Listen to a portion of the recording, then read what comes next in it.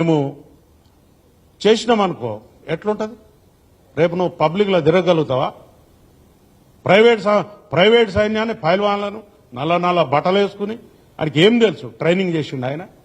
చట్ట ప్రకారం ఆయనకు ఉందా? చట్ట ప్రకారం ఆయనకు తుపాకులు పట్టుకుని నీ వెనకాల పబ్లిక్ ని దొమ్మిలకు ఉసిగొల్పే అధికారం ఉందా మీకు? లేదు.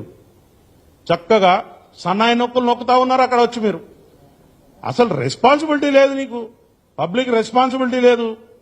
వచ్చినావు ఈ జూబ్లీ హిల్స్ లాంటి తెలంగాణ గడ్డకు హృదయం లాంటి జూబ్లీ హిల్స్ లా రూపాయలు ఖర్చు పెట్టకుండా భూములు జాగలు వచ్చినాయి మీకు. అయ్యి పబ్లిక్ పైసలు, ప్రజల యొక్క సొమ్ము. నువ్వు ఒక ఇండస్ట్రీని డెవలప్ చేస్తావని చెప్పి మీకోసం మా త్యాగాల మీద మేము ఇచ్చిన సొమ్ము అది తీసుకున్నారు. ఎంజాయ్ చేయండి, కట్టుకున్నారు, లీజ్ అయిన దాకా ఉండండి. కానీ మీరు అక్కడ ఎటువంటి దుర్మార్గాలు చేస్తున్నారు అంటే అడిగేటోడు లేడని, క్వశ్చన్ చేసేటోడు లేడని మీ ఇష్టం వచ్చినట్టు నాటకాలు చేసుకుంటూ పోతే సమాజం ఊరుకోదు. ముఖ్యంగా ఎవడో ఒకడికి కడుపు మండుతుంది, దానికి తీవ్రంగా మీరు భారీ మూల్యం చెల్లించవలసి ఉంటుంది. చట్టం, యాక్ట్, చట్టం తెలుసుకుని చట్టాన్ని గౌరవిస్తూ చట్ట పరిధిలో నువ్వు ఉంటేనే ఈ దేశంలో పౌరుడవుతావు.